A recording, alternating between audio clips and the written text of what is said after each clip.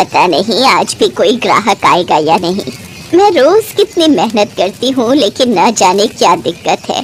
जो ग्राहक भूले भटके से आ भी जाए तो वो भी कभी दोबारा नहीं आता मेरे हाथों के बने पकौड़े खाने के लिए। ये है जानकी। बूढ़ी हो चली जानकी गांव के बाजार में एक झोपड़ी बनाकर रहती थी। गुजारे के लिए जानकी ने उसी झोपड़ी में पकौड़ों की दुकान लगा ली। पहले तो फिर भी उसका गुजारा किसी तरह हो जाता था, लेकिन फिर उसकी झोपड़ी के ठीक सामने छन्नू नाम के आदमी ने अपना ढाबा खोल लिया था। उसका ढाबा देखने में भी अच्छा था और अंदर बैठकर खाने का भी बढ़िया इंतजाम था। जिस दिन से छन्नू ने जानकी की दुकान के सामने अपनी दुकान लगाई थी, बस उसी दिन से जानकी का काम ठप पड़ गया था। पहले ग्राहक कम होते गए और फिर ना के बराबर आने लगे। कभी कोई नया आदमी आ जाए तो बस उसी से बोहनी होती थी। फिर एक दिन, हे माता रानी, एक अकेली बुढ़िया को क्यों इतनी तकलीफ दे रही हो? या तो मेरे दुखों को हर लो या फिर मुझे उठा लो माँ। जानकी हाथ जोड़कर माता रानी से विनती कर रही थी। उसकी आंखों में आंसू थे। तभी उसने देखा कि एक लड़की उसकी झोपड़ी के पास बैठी है, लेकिन जानकी ने उसे देखकर भी अनदेखा कर दिया।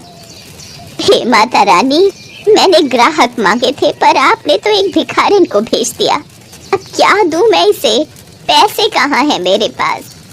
उस दिन भी रोज की तरह जानकी पकौड़े बनाकर बैठी रही, मगर उसकी दुकान पर एक भी ग्राहक नहीं आया, जबकि छन्नू के ढाबे पर ग्राहकों की भीड़ लगी हुई थी। अपनी फूटी किस्मत को देखकर जानकी अपना सामान समेटने लगी। तभी उसने देखा कि वो लड़की अभी भी उसकी दुकान के पास ही बैठी हुई थी।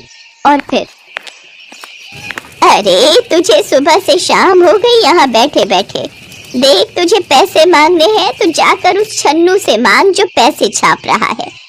मेरे पास कुछ नहीं है तुझे देने को। देख ले, गल्ला बिल्कुल खाली पड़ा है मेरा। मुझे पैसे नहीं चाहिए अम्मा।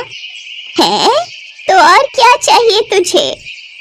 अम्मा, भूख लगी है, कुछ खिला दो। अब अच्छा, आजा आजा। अब ये पकौड़े पैसे तो ना ला सके, पर पेट तो भर ही सकते हैं तेरा और मेरा। आजा। इतना कहकर जानकी ने वहीं जमीन पर कपड़ा बिछाया और फिर दोनों ने वहीं पकौड़े खाए जो जानकी ने ग्राहकों के लिए बनाकर रखे थे। और फिर, बता तो सही, कैसे लगे मेरे पकौड़े? अच्छे हैं अम्मा, बहुत अच्छे हैं। अच्छे हैं ना? पता है, जब मेरे पति जिंदा थे ना, तब उन्हें मेरे हाथ के पकौड़े बहुत अच्छे लगते थे। वो कहते थे कि एक दिन हम दोनों मिलकर पकौड़ों की दुकान खोलेंगे। फिर हम दोनों ने इसी झोपड़ी में पकौड़ों की दुकान खोली। मैं पकौड़े बनाती और वो बेचते। हमारी दुकान खूब चल रही थी। फिर एक दिन मेरे पति के सीने में दर्द हुआ और वो वहीं स्वर्ग से धार गए। बस तभी से मैं अकेली इस दुकान को चलाकर अपना पेट पाल रही हूँ। तो फिर ग्राहक आने कम कैसे हो गए अम्मा? वो सामने देख रही है, छन्नू नाम है उसका, एक नंबर का गुंडा है। जब उसने देखा कि मेरी दुकान सही चल रही है तो उसने मेरी दुकान के सामने अपना बड़ा ढाबा खोल लिया। फिर धीरे धीरे मेरे सारे ग्राहक उसके पास जाने लगे। कोई बात नहीं अम्मा, सब ठीक हो जाएगा। हाँ शायद। खैर वो छोड़, एक बात बता, तू रहेगी कहाँ? तेरा कोई घर बार है कि नहीं? नहीं अम्मा, पर मैं देख लूंगी, कहीं तो चली ही जाऊंगी। अरे कहाँ जाएगी पगली? न तेरा कोई है न मेरा। अब बुढ़ापे में मुझे भी सहारे की जरूरत है, तो तू यहीं रह ले मेरे पास। और फिर माया जानकी के पास ही रहने लगी। माया जानकी की बहुत सेवा करती थी और जानकी अब सिर्फ अपनी दुकान देखती। लेकिन कई दिनों तक जब दुकान पर कोई ग्राहक नहीं आया तो ये बात माया को खटकी। उसने जानकी का बनाया हुआ एक पकौड़ा खाकर देखा। अरे अम्मा, तुमने खुद खाकर देखे अपने पकौड़े? नहीं तो क्यों, क्या हुआ? देखो तो इसमें नमक कितना ज्यादा है। माया के कहने पर जब जानकी ने पकौड़े खाकर देखे तो वो हैरान रह गई, क्योंकि वो तो सारे मसाले बड़े ध्यान से और नाप कर डालती थी। फिर अगले दिन जैसे ही पकौड़े बने तो माया ने फिर से एक पकौड़ा खाकर देखा। अम्मा, कुछ तो गड़बड़ है। अब क्या हुआ? इस बार मिर्ची बहुत तेज है अम्मा। है? पर मैंने तो मिर्च भी देखकर डाली थी। हे भगवान, ये क्या हो रहा है? जानकी के पकौड़ों में रोज कुछ न कुछ गड़बड़ निकल रही थी, जबकि पहले ऐसा नहीं था। माया ने ठान लिया कि वो इसका पता लगा कर रहेगी। उस रात जब जानकी ने सुबह के लिए सब बेसन में मसाला मिलाकर रखा तो वहाँ रात के अंधेरे में छन्नू आया और उसने अपने कंधे पर टंगे एक थैले में हाथ डाला और मुट्ठी भरकर कुछ निकाला। लेकिन जैसे ही उसने वो चीज बेसन में डालनी चाहिए तभी अचानक उसका हाथ रुक गया। उसके हाथ पर बर्फ जमने लगी थी। ये देखकर वो जोर जोर से चीखने लगा। उसकी चीख सुनकर जानकी भी उठकर बाहर आ गई।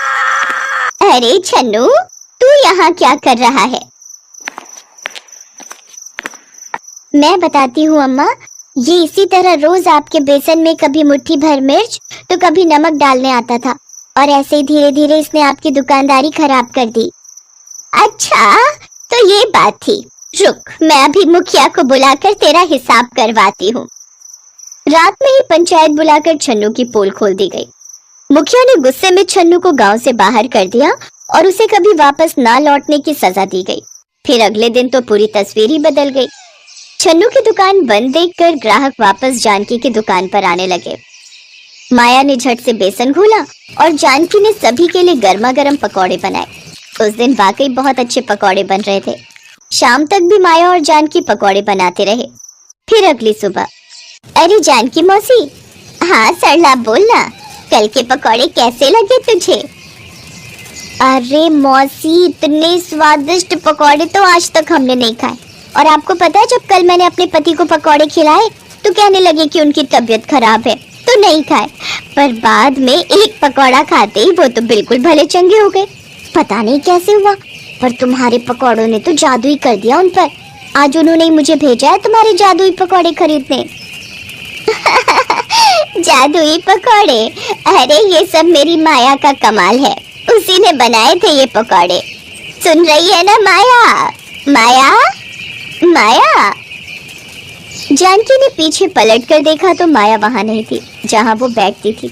वहां बस देवी माँ की एक छोटी सी मूर्ति रखी थी। वो कुछ समझ पाती तब तक दुकान के सामने भीड़ की आवाज आई। कोई 50 के पकौड़े मांग रहा था तो कोई 100 रुपए के। जानकी ने आसमान की तरफ देखा और आंखों में आंसू लेकर बोली, जय माता दी।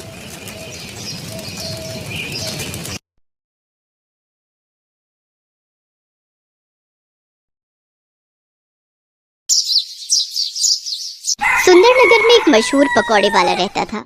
नाम था उसका चंदू। सुबह उठना, उठकर पकौड़े तैयार करना और पूरे दिन नगर में घूम घूम कर साइकिल पर पकौड़े बेचना, यही उसका रोजाना का काम था। पकौड़े ले लो, पकौड़े, गर्मा गर्म पकौड़े, जल्दी आओ, गरम गरम पकौड़े खाओ। पकौड़े ले लो, पकौड़े, गर्मा गर्म पकौड़े। चंदू की आवाज सुनकर हर कोई उसके गर्मा गर्म पकौड़े खाने के लिए वहां आ जाता था और थोड़ी देर में ही चंदू के सारे पकौड़े बिक जाते थे। चंदू अपने पकौड़े बेचकर घर लौट आता था। ये देखो माँ, आज मेरी कितनी कमाई हुई।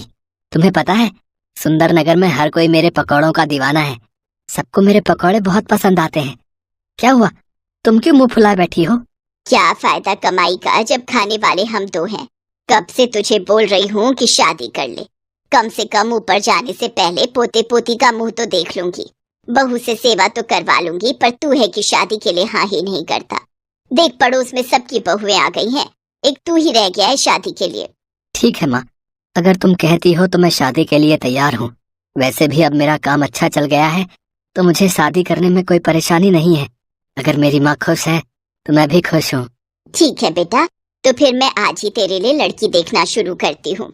कुछ ही समय में चंदू के लिए बहुत ही समझदार लड़की मिल गई और चंदू की शादी हो गई। नई बहू के घर आ जाने से घर में रौनक आ गई। चंदू की माँ बहुत खुश थी। लक्ष्मी बहू, तुम तो साक्षात लक्ष्मी का रूप बनकर ही हमारे घर में आई हो। तुम्हारे आने से घर में कितनी रौनक आ गई है। माँ जी, मुझे आशीर्वाद दीजिए कि मैं अपनी सारी जिम्मेदारियाँ अच्छे से निभा सकूं। मुझे पता है बहू, तुम सभी जिम्मेदारियाँ अच्छे से निभाओगी। सुनिए, आज तक आप अकेले ही पकौड़े बनाते रहे हैं। अब आप चिंता मत कीजिए, पकौड़े बनाने की जिम्मेदारी आप मुझे दे दीजिए। अब मैं पकौड़े बनाकर दिया करूंगी, आप बेचने जाया करना। इससे आपको अपने लिए भी समय मिलेगा। कितनी अच्छी है मेरी बहू। मेरा और चंदू का कितना ख्याल है इसे। उस दिन से लक्ष्मी पकौड़े बनाने में चंदू की मदद करने लगी। चंदू का काम आसान हो गया। अब वो सुबह जल्दी ही पकौड़े बेचने के लिए निकल जाता था और शाम तक अच्छी कमाई करके घर लौटता था। पर पिछले कुछ दिन से चंदू परेशान था। जब उसकी पत्नी ने उस परेशानी का कारण पूछा तो उसे बताना ही पड़ा। क्या हुआ जी? मैं देख रही हूँ आप कुछ दिनों से परेशान हैं। मुझे बताइए कि क्या हुआ है। हाँ चंदू बेटा, मैं भी तुझे कई दिनों से परेशान देख रही हूँ। क्या बात है? पता नहीं, कुछ दिनों से मैं जब पकौड़े बेचने के लिए निकलता हूँ तो मेरा टोकरा भरा हुआ होता है, पर बाजार तक पहुँचने में मुझे ऐसा महसूस होता है कि मेरे टोकरे में से कुछ पकौड़े गायब हैं। पकौड़े गायब हैं? पर बेटा आज तक ऐसा कभी नहीं हुआ। कोई बात नहीं, मैं कुछ ज्यादा पकौड़े ही बना दूंगी। कई बार पता नहीं चलता, हो सकता है आपके मन का वहम हो। हाँ, ये भी हो सकता है मेरे मन का वहम हो। कल मैं थोड़े ज्यादा पकौड़े ले जाऊंगा। अगले दिन चंदू थोड़े ज्यादा पकौड़े लेकर जाता है, पर उस दिन भी चंदू देखता है कि पकौड़े थोड़े कम हैं। वो घर आकर ये बात लक्ष्मी और अपनी माँ को बताता है। अरे मेरे बच्चे को पता नहीं किसकी नजर लग गई है। कोई भूत प्रेत पकौड़े चुरा कर भाग रहा है क्या? मुझे तो दाल में कुछ काला दिखाई देता है। अच्छा एक बात बताओ, जब तुम पकौड़े बेचने के लिए जाते हो क्या कहीं कुछ देर के लिए रुकते हो? मैं जब पकौड़े बेचने जाता हूँ तो रास्ते में बस मैं पानी पीने के लिए नदी किनारे रुकता हूँ। बस मैं सारी बात समझ गई। अब तुम देखते जाओ मैं क्या करती हूँ। कल के बाद तुम्हारी ये समस्या हमेशा के लिए दूर हो जाएगी। तुम ऐसा क्या करने वाली हो? बस देखते जाओ, जैसे जैसे मैं कहूँ तुम वैसे ही करना। लक्ष्मी बहुत ही समझदार थी। अगले दिन जब चंदू पकौड़े बेचने के लिए निकला तो वो नदी के पास पानी पीने के लिए रुका और फिर से अपने पकौड़े बेचने के लिए चला गया। चंदू पकौड़े बेचकर घर आ गया। अब तुम नगर के राजा के पास जाओ और अपनी ये समस्या उन्हें बताना।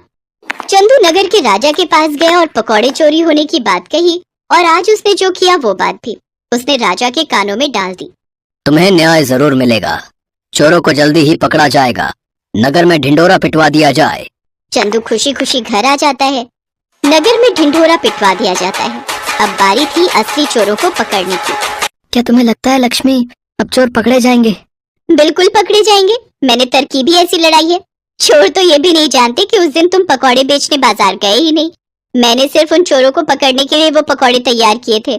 उन चोरों के हाथ पर गोंद लगे हुए पकौड़े अच्छे से चिपक गए होंगे। मैंने ऐसा गोंद तैयार किया था जो छुड़ाए नहीं छूट सकता। चोर तो अपने हाथों में पकौड़े चिपके हुए देखकर परेशान हो रहे होंगे, पर राजा जी द्वारा जो खबर उन्हें मिलने वाली है उससे वो बहुत खुश हो जाएंगे। लक्ष्मी ने पकौड़ों पर चिपचिपा गोंद लगा दिया था जिससे पकौड़े उन चोरों के हाथ पर चिपक जाएं जो चंदू के पकौड़े चुराते थे। राजा द्वारा नगर में ढिंढोरा पिटवा दिया जाता है। सुनो सुनो, ध्यान से सुनो। राजा वीरभान ने कल रात को एक सपना देखा था जिसमें उन्होंने कुछ ऐसे लोग देखे थे जिनके हाथ में पकौड़े चिपके हुए थे। राजा वीरभान ने सपने की बात राजगुरु से कही है। राजगुरु का कहना है यदि सच में ऐसे लोग मिल जाएं तो राजा वीरभान के लिए बहुत ही शुभ है। इसीलिए राजा वीरभान ऐसे लोगों की तलाश कर रहे हैं जिनके हाथ में सचमुच पकौड़े चिपके हुए हों। क्या हमारे राज्य में ऐसा कोई है जो ये इनाम पाना चाहता है तो वो राजा वीरभान के पास जा सकता है। जो भी ऐसा चमत्कारी व्यक्ति राजा वीरभान से मिलेगा उन्हें राजा वीरभान की तरफ से 1000 स्वर्ण मुद्राएं इनाम में दी जाएंगी। अरे भाई, ये तो सोने पे सुहागा हो गया। हमारे हाथों में तो सचमुच पकौड़े चिपके हुए हैं। चले यार, जल्दी से राजा वीरभान के पास चलते हैं। पता लगे कोई और पहले पहुंच जाए। गाँव के बहुत से लोग उस चंदू से पकौड़े खरीद कर खाते हैं। हो सकता है गाँव में और भी लोगों के हाथों में पकौड़े चिपके हों। ये इनाम हमारे हाथ से नहीं जाना चाहिए। तू ठीक कह रहा है यार जग्गू, चल हम जल्दी से राज दरबार चलते हैं। अरे वाह, ये तो कोई जादुई पकौड़े थे जो हमारे हाथों में चिपक गए और राजा वीरभान को सपना भी इसी का आया। अब तो हम माला माल हो जाएंगे। लक्ष्मी की तरकीब काम कर गई और चोर पकड़े गए। राजा के दरबार में जब जग्गू और रघु नाम के दो चोर पहुँचे तो सारी सच्चाई सबके सामने आ गई। इन दोनों चोरों को पकड़कर कारागार में डाल दिया जाए ताकि ऐसे चोर दोबारा राज्य में चोरी न कर सकें। लक्ष्मी, तुम बहुत समझदार हो। हमारे राज्य में तुम जैसी समझदार प्रजा का होना बहुत जरूरी है। उपहार स्वरूप ये 1000 स्वर्ण मुद्राएं हम तुम्हें देते हैं। ये तुम्हारी समझदारी का इनाम है। लक्ष्मी अपने पति चंदू के साथ इनाम लेकर खुशी खुशी घर लौट आती है। मैंने तो पहले ही कहा था, हमारी बहू अपने नाम के साथ साथ सचमुच लक्ष्मी का रूप बनकर घर में आई है। जीते रहो मेरे बच्चों, हमेशा खुश रहो।